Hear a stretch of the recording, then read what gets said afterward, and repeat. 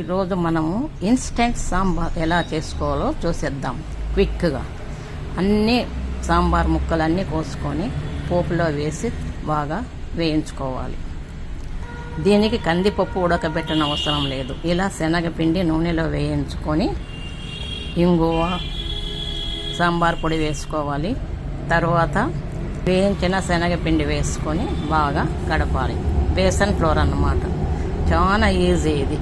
ఎంత చక్కగా nutritious healthy food అన్నమాట. తర్వాత నా దగ్గర ఈ వెజిటబుల్ స్టాక్ ఉంటుంది, ఎప్పుడు దాన్ని వేసాను. ఇట్ ఎన్హాన్సెస్ ఇట్స్ న్యూట్రిషన్ అన్నమాట. సన్న సెగన ఉడకబెట్టుకొని దించుకుంటే రెడీ.